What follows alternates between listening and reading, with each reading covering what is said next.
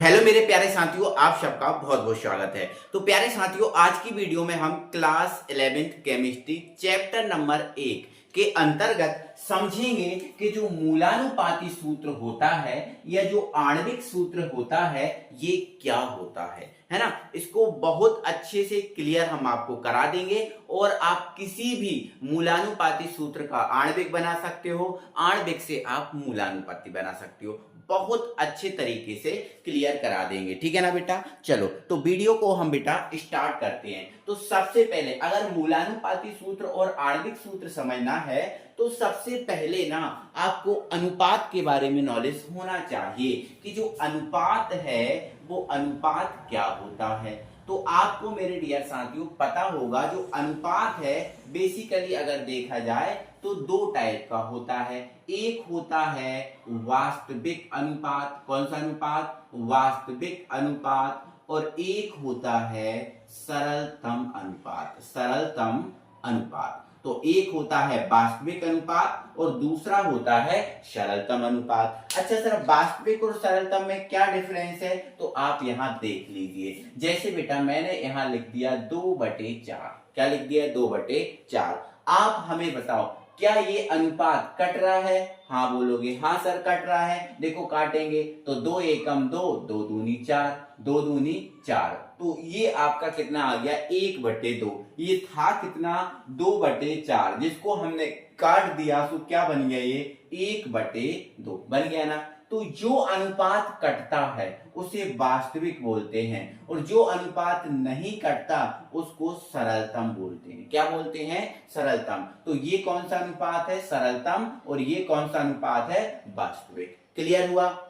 अब यहां पर देखो, जैसे मैंने लिख दिया यहां पर 3:5, 3:5। तो बताओ ये वास्तविक है कि सरलतम? तो आप बोलोगे सर ये सरलतम है क्योंकि ये कट नहीं रहा किसी भी संख्या से। अगर मैंने लिख दिया 2:8 तो आप बोलोगे कौन सा है? तो बोलोगे सर ये वास्तविक है क्योंकि ये कट रहा है। 2 एकम 2, 2 चौके 8 कट रहा है ना। तो जो अनुपात कटे उसे हम वास्तविक बोलते हैं और जो ना कटे उसे हम क्या बोलते हैं? सरलतम बोलते हैं। क्या बोल देते हैं बेटा?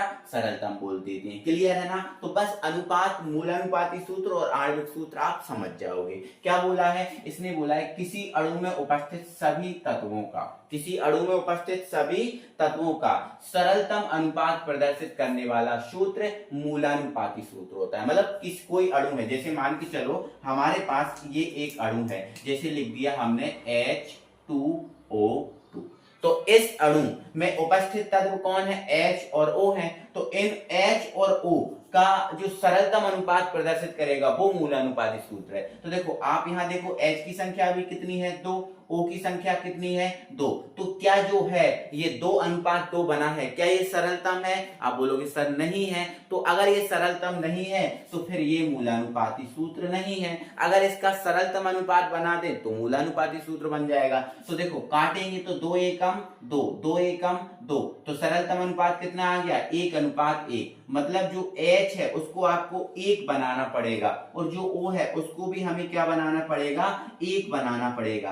तो अब जो 1:1 आपको दिख रहा है ये सरलतम है, इसलिए ये आपका मूलानुपाती सूत्र होगा। क्या होगा? मूलानुपाती सूत्र। और ये कौन सा होगा? तो ये वास्तविक अनुपात में है, तो जो वास्तविक अनुपात को दर्शाता है वो आपका आणविक सूत्र होता है। कौन सा सूत्र होता है? आणविक सूत्र होता है। आइए आपको मैं बहुत सारे एग्जाम्पल देके इस चीज को क्लियर कर रहा हूं, ठीक है ना। तो भाई एग्जाम्पल यहाँ जो आपको दिख रही है ना बीच में जगह, मैं एग्जाम्पल आपको यहाँ दूंगा। बहुत सारे एग्जाम्पल यहाँ पर मैं आपको समझाऊंगा, ठीक है ना। तो यहाँ पर आपको मैं अणु सूत्र लिख दूंगा। यहाँ पर जो आएगा वो अणु सूत्र होगा, यहाँ पर मैं उसका अनुपात निकालूंगा, ठीक है। और यहाँ पर उसका आ जाएगा मूलानुपाती सूत्र। मूलानुपाती सूत्र मतलब दोनों के जो एग्जाम्पल हैं वो आपको साथ में मिल जाएंगे, ठीक है ना।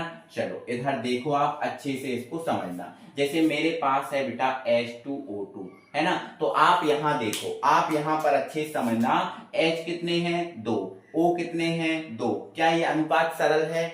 अब बोलोगे सर ये अनुपात सरल नहीं है, जो 2:2 है ये सरल नहीं है क्योंकि ये कट रहा है, तो ये वास्तविक है। अगर ये वास्तविक अनुपात में है तो ये कौन सा सूत्र होगा? आणविक सूत्र होगा, क्योंकि वास्तविक अनुपात आणविक सूत्र होता है और सरलतम अनुपात मूलानुपाती सूत्र होता है। तो अगर इसका सरलतम अनुपात कर दूं तो 1:1 काटना पड़ेगा, तो 1:1 आया। तो जो 1:1 आया मतलब H को मुझे 1 बनाना पड़ेगा, O को मुझे क्या बनाना पड़ेगा? 1। मतलब ये जो है इसका मूलानुपाती सूत्र है। कौन सा सूत्र है? मूलानुपाती सूत्र। आई आपको बात समझ में कि नहीं आई? बोलोगे आ गई होगी सर। ठीक है, अगर मैं यहाँ लिख दूं बेटा C2H4 तो बताओ ये कौन सा सूत्र है? तो सर ये आपका C है 2 और O कितना है? 4। तो सर ये तो कट रहा है, अगर कट रहा है मतलब ये वास्तविक में है और वास्तविक में मतलब आणविक सूत्र है। और अगर इससे आपको मूलानुपाती बनाना है तो इसको काट दो, तो 2 एकम 2, 2 दूनी 4, तो C कितना करना पड़ेगा? 1 और H कितना करना पड़ेगा? 2। ये मूलानुपाती है, ये क्या है? मूलानुपाती है। ठीक है ना। चलो और बनाते हैं। जैसे मान के चलो हमारे पास C6 है, H6 है, ये है, तो इसका बनाओ। तो ये तो भैया 6:6 कट रहा है, तो 1:1 आया, तो C1H1 ये मूलानुपाती है और ये आणविक है। क्लियर हुआ बात? ठीक है, आगे बढ़ेंगे। ठीक है, जैसे बेटा ये लिखा है C6H12O6 ये है, तो आप देख लो अब ये 3 है तो तीनों का अनुपात देखो, तो 6:12:6। क्या ये कट रहा है? तो बोलोगे हाँ सर, 6 एकम 6, 6 दूनी 12, 6 एकम 6 कट रहा है। तो ये वास्तविक अनुपात है, तो ये आणविक है। अगर इसका आपको सरलतम अनुपात निकाल लोगे तो मूलानुपाती बन जाएगा। तो सरलतम निकाला तो C कितना करना पड़ेगा? 1, H कितना करना पड़ेगा? 2 और O कितना करना पड़ेगा? 1। ये कौन सा है? ये मूलानुपाती है। तो ऐसे आपको मूलानुपाती सूत्र को बना लेना है। आई आपको समझ में? बातें आपको क्लियर हो रही ना बेटा? हाँ ठीक है। अब मैं थोड़ा अगला टाइप का बता रहा हूं, ये तो आप कर लोगे। अगर बेटा कुछ ऐसा लिखा है CH3COOH लिखा है ना, तो आप यहां देखो, इसमें आपको जो है ना H और C अलग अलग फैले फैले दिख रहे हैं, तो इसमें आपको दिक्कत जाएगी। तो जब आपको कुछ ऐसा टाइप का मिले कि कुछ C अलग हो, है ना, कुछ यहाँ हो कुछ वहां हो, है ना, ऐसा फैला फैला मिले, तो सबसे पहला आप क्या क्या किया करो बेटा कि जो C है सबको C को एक साथ लिख लो। C एक इधर है, एक इधर है, C कितने हैं? 2, तो पहले उनको जोड़ के लिख लो। C 2 है। अब H 3 इधर है, एक इधर है, तो सभी H को जोड़ के लिख लो। H कितने हो गए? 4, है ना, 3 और 1 4। अब O कितने हैं? एक इधर एक इधर, तो O कितने हैं? 2। तो अब आप निकाल सकते हो। तो C कितने हैं? 2, H कितना है? 4, O कितना है? 1, सॉरी 2, O कितने हैं? 2। तो ये सरलतम है, तो आप बोलोगे सर ये सरलतम नहीं है, तो पहले सरलतम निकालो। तो 2 एकम 2, 2 दूनी 4, 2 एकम 2। अब ये सरलतम आ गया, वास्तविक था ना, तो ये कौन सा था? आणविक था। अब सरलतम निकाल लिया तो C कितना आया? 1, H कितना आया? 2, देखो 2 आया ना, और O कितना आया? 1, तो ये मूलानुपाती है। तो ध्यान रखना है आपको, कभी भी अगर H, C या फिर परमाणु अगर फैले फैले मिले तो पहले उनको इकट्ठे करके लिख लो और फिर आप देखो ये वास्तविक में है या सरलतम है। तो वास्तविक में है तो आणविक और सरलतम है तो मूलानुपाती। ठीक है, तो ध्यान रखना, किसी अणु में उपस्थित सभी तत्वों का सरलतम अनुपात प्रदर्शित करने वाला सूत्र मूलानुपाती और किसी अणु में उपस्थित वास्तविक अनुपात प्रदर्शित करने वाला सूत्र आणविक सूत्र होगा। तो किसी भी अणु का आप आणविक सूत्र से मूलानुपाती बना सकते हो। ठीक है, और एक इंपॉर्टेंट और बात रह गई है बेटा, वो आप सुन लो। इस मूलानुपाती सूत्र और आणविक सूत्र में एक संबंध होता है, तो वो संबंध ये होता है बेटा कि जो आणविक सूत्र होता है, कौन सा सूत्र?